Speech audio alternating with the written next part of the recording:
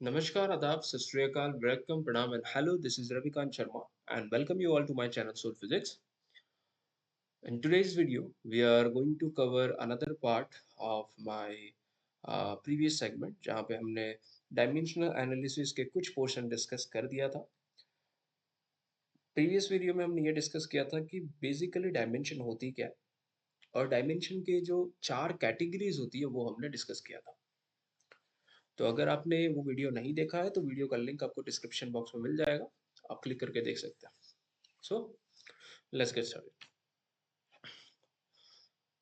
So we are starting with a concept of principle of homogeneity. Homogeneity क्या होती है?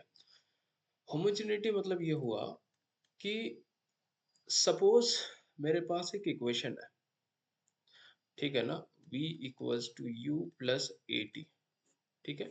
मैंने एक इक्वेशन लिख दिया है.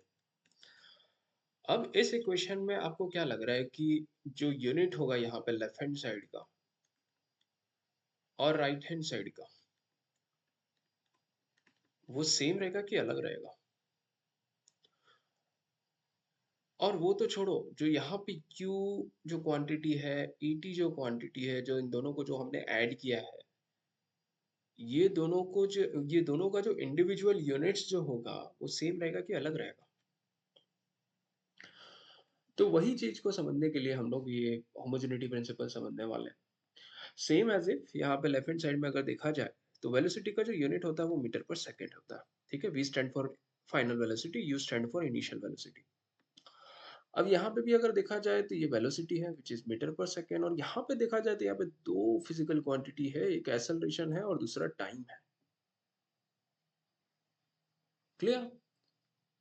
तो अगर मैं यहाँ पे सेपरेटली अगर यूनिट्स को ध्यान दूं तो एक्सेलरेशन होता है मीटर पर सेकेंड स्क्वायर, और टाइम का जो डायमेंशन होता है वो सेकेंड, तो सेकेंड से सेकेंड कैंसिल हो गया, तो ये भी मेरा यूनिट क्या बन रहा है? मीटर पर सेकेंड. तो इसका मतलब क्या हुआ कि LHS का जो डायमेंशन है और RHS का जो डायमेंशन है वो दोनों के दोनों सेम है. और जो दो क्वांटिटीज यहाँ पे जो ऐड की गई है, कौन सी क्वांटिटीज? इनिशियल वेलोसिटी की यूनिट और AT का यूनिट, वो दोनों फिजिकल क्वांटिटीज की जो यूनिट है वो भी कॉमन है.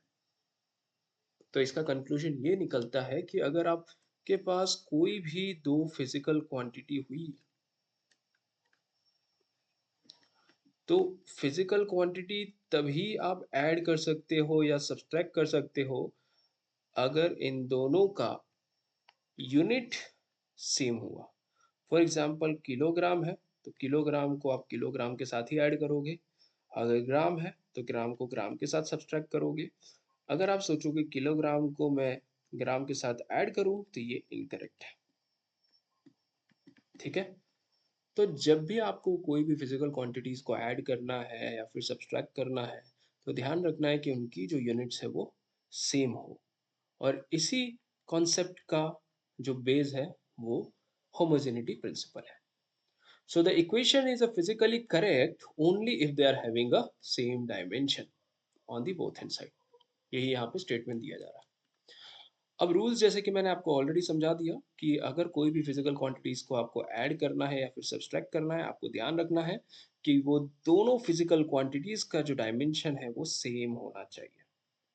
क्लियर? जैसे कि यहाँ पे V इक्वल टू UT जो मैंने अभी आपको समझा दिया, ठीक है? तो चलो आगे समझते हैं. अब यहाँ से मेन थीम स्टार्ट हो रही है. ये डायमेंशनल एनालिसिस का सबसे इंपॉर्टेंट टॉपिक है, most important topic, application of dimensional analysis. तो मैंने स्टार्टिंग में भी आपको बताया था कि डायमेंशनल एनालिसिस की जो मेन एप्लीकेशन ये है कि सबसे पहले आप चेक करोगे कि आपका जो फॉर्मूला है वो डायमेंशनली करेक्ट है कि नहीं. दूसरी बार आप ये चेक करोगे कि अगर आपको एक SI यूनिट से दूसरे सिस्टम ऑफ यूनिट में अगर आपको कन्वर्ट करना है, सो फॉर एग्जांपल SI को CGS में कन्वर्ट करना है या फिर CGS को SI में कन्वर्ट करना है, तो कन्वर्जन में भी डायमेंशनल एनालिसिस को यूज करते हैं. और तीसरा पार्ट है अगर आपको फॉर्मूला डिराइव करना है तो वहां पे भी ये फॉर्मूला को, वहां पे भी हम डायमेंशनल एनालिसिस को यूज करते हैं. क्लियर है? अल्दो ये फुल फ्लेज में इसको हम अप्रोप्रिएट कंसिडर नहीं करेंगे क्योंकि ऑफ कोर्स कहीं ना कहीं इसकी भी लिमिटेशन है डायमेंशनल एनालिसिस की, जिसके बारे में हम लास्ट में डिस्कस कर लेंगे। तो चलो सबसे पहले हम चेक करते हैं कंसिस्टेंसी ऑफ द डायमेंशन, कि कोई इक्वेशन डायमेंशनली करेक्ट है कि नहीं। ठीक है, तो अगर मुझे ये वेरीफाई करना है कि कोई पर्टिकुलर इक्वेशन डायमेंशनली करेक्ट है कि नहीं, तो याद रखना है कि लेफ्ट हैंड साइड का जो डायमेंशन है it should be equal to dimension of right hand side. Clear? Left hand side का जो डायमेंशन है वो राइट हैंड साइड के डायमेंशन के इक्वल होना चाहिए। तो आपको मैं दो इक्वेशन दूंगा। सबसे पहले एक तो इक्वेशन हमने ऑलरेडी समझा, जैसे कि मैंने आपको बताया था v equals to u plus a t, अभी हमने समझा था। तो अगर मैं वेलोसिटी के बारे में बात करूं तो वेलोसिटी का जो डायमेंशन है वो क्या होगा, वेलोसिटी में लेंथ और टाइम दो फिजिकल क्वांटिटी एडेड होती है, ठीक है ना। एक होती है लेंथ और दूसरी होती है टाइम। तो डायमेंशन फॉर्मूला यहाँ पे क्या होगा, मास का तो कोई डायमेंशनल, इसका मास का कोई डायमेंशन नहीं होता, L raise to one T raise to minus one. Clear हो गया, तो ये तो एलएचएस का डायमेंशन हो गया। अब आरएचएस में फोकस करते हैं। तो आरएचएस में अगर ध्यान दे तो यहाँ पे इनिशियल वेलोसिटी, ये भी वेलोसिटी रिप्रेजेंट कर रहा है। Velocity again dimension will be M raise to zero L raise to one T raise to minus one.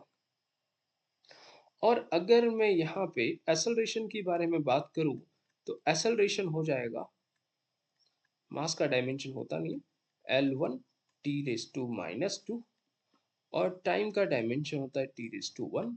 तो इसको ध्यान से अगर रिजॉल्व करें तो हमारा इक्वेशन बनेगा M raise to zero L raise to one and T raise to minus two plus one. तो यहाँ पे भी हमारा जो डायमेंशनल फॉर्मूला बन रहा है वो भी सेम बन रहा है। तो left hand side and right hand side के जो ओवरऑल डायमेंशंस जो हो रहे हैं वो सारे के सारे सेम है। सो this is dimensionally correct. Clear है? एक और एग्जांपल लेते हैं। अगर आपको याद होगा तो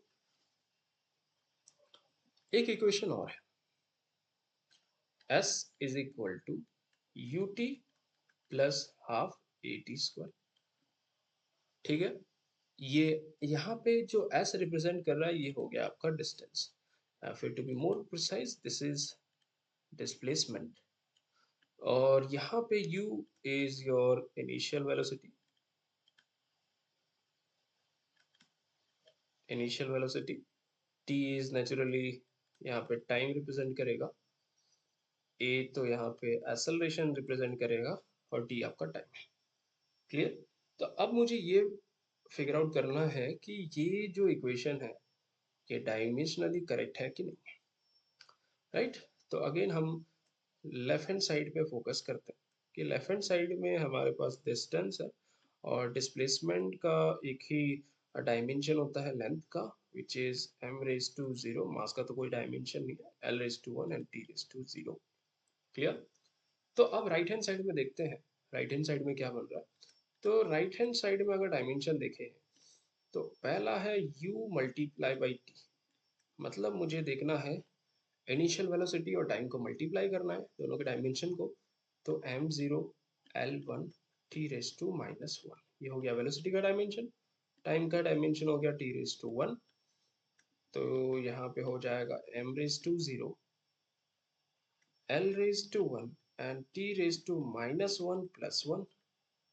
तो यहाँ पे इक्वेशन बन जाएगा M raise to zero L raise to one and T raise to zero.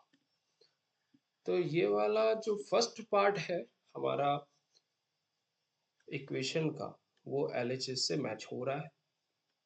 अब सेकेंड पार्ट पे फोकस करते हैं।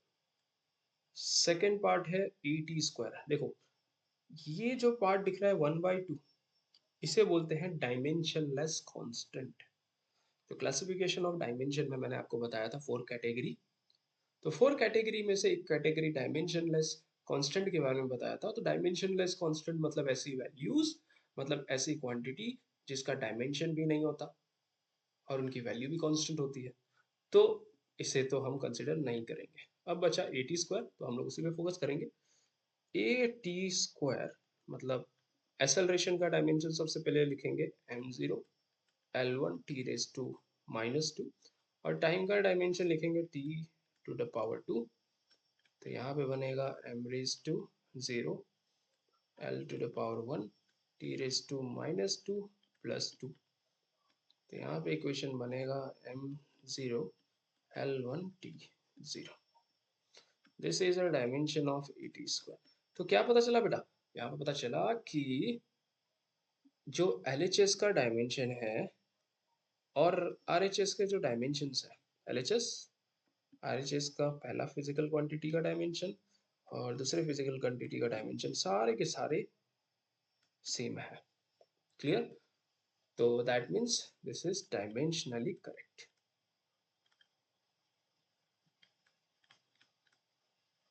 Is it clear? तो इसका मतलब ये हुआ कि अगर यहाँ पे ये फिजिकल क्वांटिटी किलोग्राम है तो ये भी किलोग्राम होगा और ये भी किलोग्राम होगा। अगर यहाँ पे एक फिजिकल क्वांटिटी मीटर रिप्रेजेंट कर रहा है तो ये भी मीटर होना चाहिए और ये भी मीटर ही होना चाहिए। ठीक है? सो this is a concept of verifying the correctness of equation.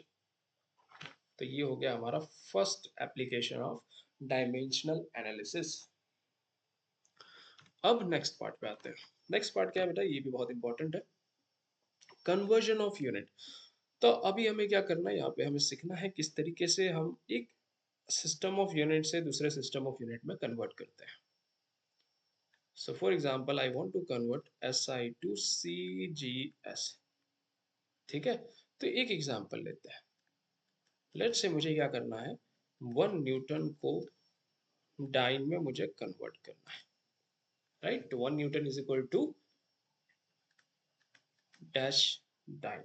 तो न्यूमेरिकल वैल्यू यहाँ पे कांस्टेंट वैल्यू क्या होगी वो मुझे देखना है। तो न्यूटन यहाँ पे SI यूनिट रिप्रेजेंट करता है और डाइन यहाँ पे CGS यूनिट रिप्रेजेंट करता है। क्लियर? तो जब भी हमें कन्वर्जन ऑफ यूनिट करना है तो हमें एक फॉर्मूला ध्यान रखना पड़ेगा, and that is N1U1 is equal to N2U2। अब समझो यहाँ पे N1U1 N2U2 क्या है। N1U1 यहाँ पे रिप्रेजेंट करता है, N1 is a numerical value, this is a numerical value of first quantity, physical quantity. U1 is your physical quantity, unit of first physical quantity.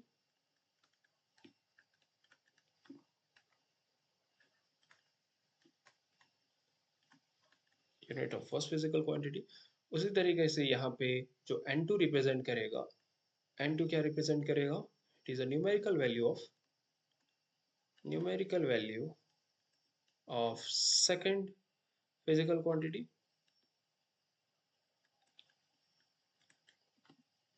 Second physical quantity. और U2 represent करेगा आपका unit of second physical quantity. ठीक है? तो जैसे कि मैंने यहाँ पे बताया आपको कि 1 newton is equal to 1 newton को 1 डाइन में मुझे कन्वर्ट करना है। ठीक है? तो अब मुझे ये नहीं पता कि 1 newton is equal to how many dyne. तो मैं लिखूंगा यहाँ पे फॉर एग्जाम्पल लाइक यहाँ पे ये जो 1 रिप्रेजेंट करेगा ये हो गया numerical value of first physical quantity. Newton is your unit of first physical quantity. ये सपोज करो मुझे नहीं पता, तो डेट विल बी N2, जो मुझे कैलकुलेट करना न्यूमेरिकल वैल्यू कितनी होती है, और ये हो गया आपका U। क्लियर है? तो चलो अब यहाँ पे लिखते हैं, by the concept of converging one SI unit to another unit. तो N1 की वैल्यू हो जाएगी 1, U1 की वैल्यू हो जाएगी that will be Newton, N2 जो हमें फिगर आउट करना है, and this will be your U2। ठीक है? तो U1 की जगह पे हम क्या लिखेंगे?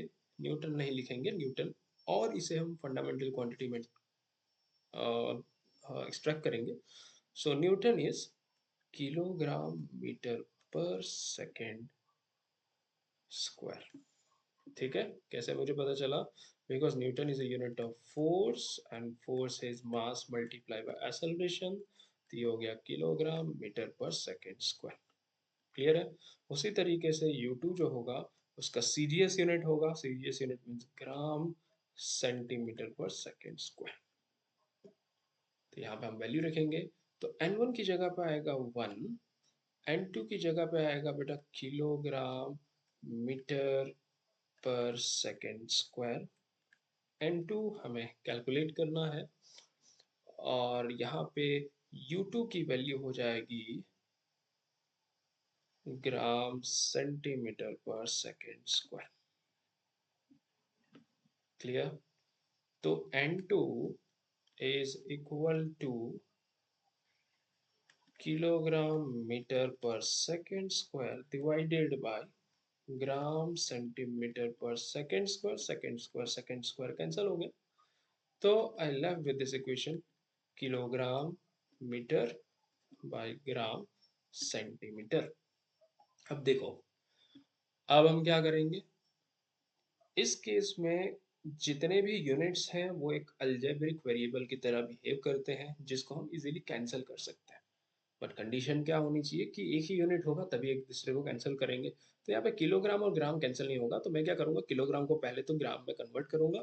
तो मुझे पता है 1 किलोग्राम इज 10⁻³ ग्राम और 1 मीटर इज इक्वल टू 10⁻²मीटर divided by gram multiply by centimetre, this is centimetre, sorry 1 metre is 10⁻²सेंटीमीटर।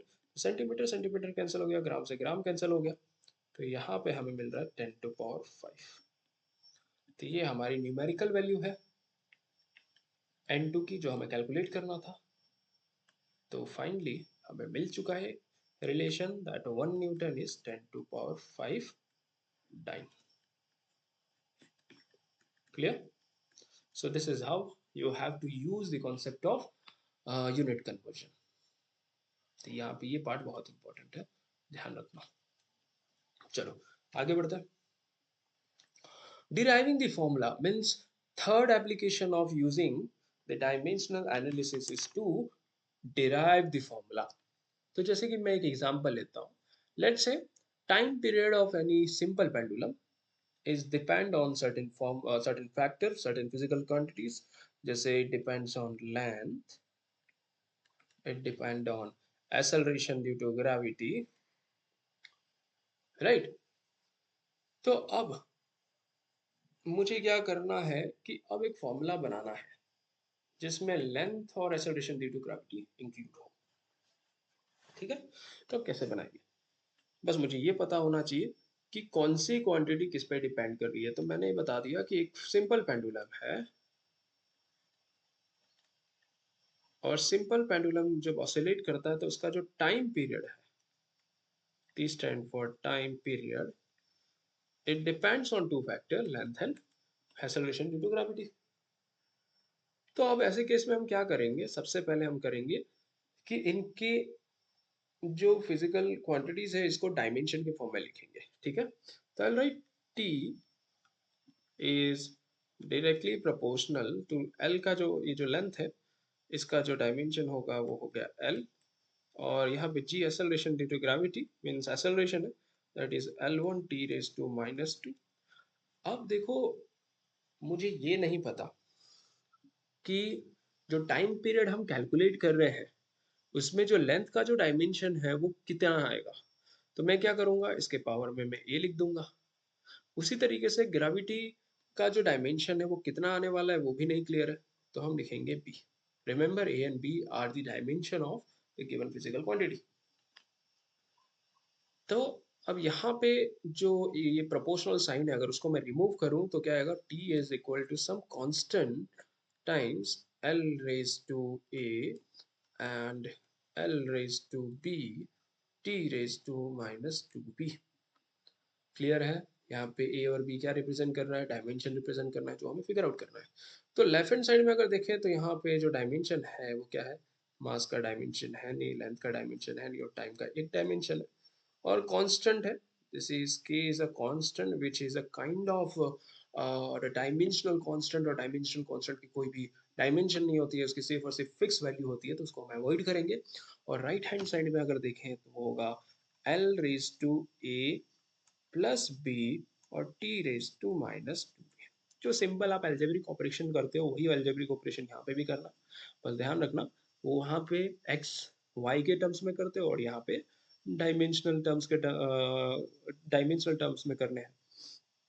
तो अगर यहाँ पे देखें तो लेंथ का डायमेंशन, अब क्योंकि डायमेंशनल एनालिसिस के अकॉर्डिंगली फर्स्ट रूल ये कहता है कि अगर हमारा फॉर्मूला करेक्ट है, अगर डायमेंशनली करेक्ट है, तो लेफ्ट हैंड साइड का डायमेंशन जो है वो राइट हैंड साइड के डायमेंशन के बराबर होना चाहिए। तो इसका मतलब ये हुआ कि a प्लस बी जो लेंथ का डायमेंशन है राइट हैंड साइड का, वो लेफ्ट हैंड साइड के डायमेंशन के बराबर होना चाहिए, तो वो हो गया 0। और दूसरा टाइम का डायमेंशन माइनस टू बी का वैल्यू 1 के बराबर होना चाहिए, इसका मतलब b की वैल्यू हो जाएगी -1/2। और अगर b की वैल्यू -1/2 है तो मैं ये फर्स्ट इक्वेशन में रखूंगा, तो यहाँ पे जो मेरे वैल्यू आएगी a -1/2 is equal to 0, that means a equals to 1/2। अब यहाँ पे ध्यान से देखिए, तो जो मैंने यहाँ पे a और b रखा था which was stand for dimension of individual physical quantity, जो अननोन थी पहले, अब मुझे पता चल चुका है कि लेंथ का डायमेंशन कितना है और टाइम का डायमेंशन कितना है। तो हम क्या करेंगे, इसे हम फॉर्मूला में प्लग करेंगे, जो इक्वेशन हमने एज्यूम किया था। So t equals to K L raise to A and L1 t -2 raise to B. मतलब यहाँ पे ये जो क्वांटिटी था वो लेंथ था, और जो दूसरा क्वांटिटी था वो ग्रेविटी था। तो मैं लिखूंगा t इज इक्वल टू के टाइम्स ऑफ लेंथ की जो वैल्यू है, वो जो डायमेंशन है वो है कितना बेटा, वो है 1/2। और ग्रेविटी का जो डायमेंशन है वो कितना है, -1/2। तो हमारा फॉर्मूला बनेगा t इक्वल्स टू के square root of L upon G. So this is your formula for time period of simple pendulum. और ये k की वैल्यू एक्सपेरिमेंटली फिगर आउट होती है 1/2 पाई। तो k की वैल्यू जो होती है वो जनरली एक्सपेरिमेंट से कैलकुलेट की जाती है। तो as of now this is not your point of concern कि k की वैल्यू क्या आनी चाहिए। फॉर आपके लिए पॉइंट ऑफ कंसर्न ये होनी चाहिए कि फॉर्मूला कैसे डिराइव की जाती है। ठीक है, सो this is my formula which relates time period with length of the pendulum and acceleration due to gravity। ठीक है, अब इसी तरीके से आप न्यू न्यू फॉर्मूलाज को डिराइव कर सकते हो, लेकिन आपको ये पता होना चाहिए कि एक फिजिकल क्वांटिटी कितने फिजिकल क्वांटिटीज पे डिपेंड करते हैं। अब जैसे कि मैंने आपको बताया था, कोई भी इक्वेशन लो या फिर कोई भी कॉन्सेप्ट आप समझ रहे हो, हर एक कॉन्सेप्ट के पीछे कोई ना कोई लिमिटेशन होती है। तो डायमेंशनल एनालिसिस में भी एक लिमिटेशन है जो अब हम समझेंगे। पहला चीज ये है कि आप डायमेंशनलेस क्वांटिटी की डायमेंशन को आप कैलकुलेट नहीं कर सकते। It can not determine the dimensionless constant, जैसे कि पाई हो गया।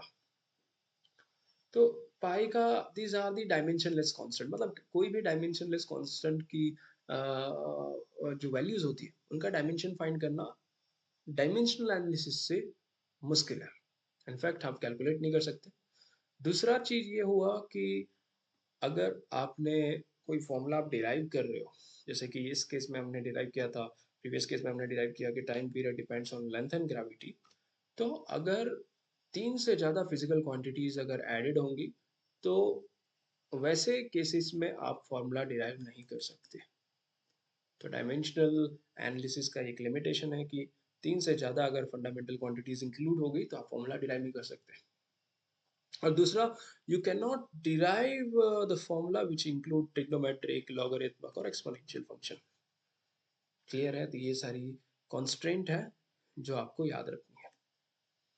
और एक और लिमिटेशन है जो मैं आपको बताता हूँ कि डायमेंशनल एनालिसिस में आपको ये नहीं पता चल सकता कि आपकी जो फिजिकल क्वांटिटी है वो एग्जैक्टली क्या रिप्रेजेंट कर रही है। फॉर एग्जांपल लाइक अगर मैं वर्क का डायमेंशन देखूं, तो वर्क क्या होता है, work is force multiply by distance. मतलब इसका डायमेंशन फॉर्मूला देखें तो हो जाएगा m1 l2 t -2।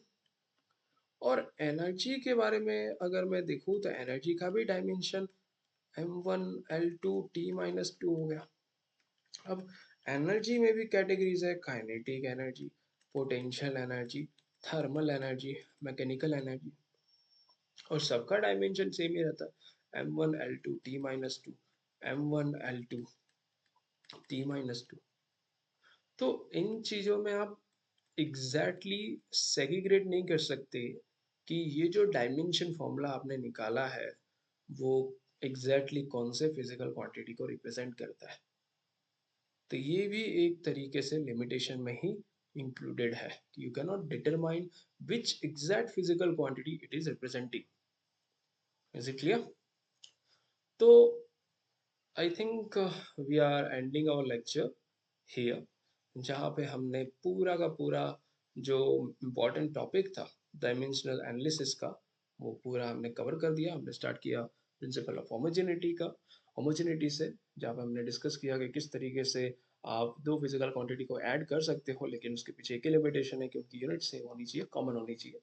उसके बाद उसके तीन मेन एप्लीकेशन समझे और उसकी लिमिटेशन को समझे। तो अगर आपको वीडियो पसंद आया हो तो वीडियो को डेफिनेटली लाइक, शेयर और सब्सक्राइब जरूर कीजिएगा। और हमने अच्छी वर्मा के सॉल्यूशन सीरीज की शुरुआत कर दिया है। तो अगर आपको चाहते हो कि आप अच्छे वर्मा के क्वेश्चंस आप सॉल्व करना चाहते हो तो उसका भी लिंक हमारे डिस्क्रिप्शन बॉक्स में मिल जाएगा। सो वीडियो को लाइक करना, शेयर करना और सब्सक्राइब करना। Thank you so much.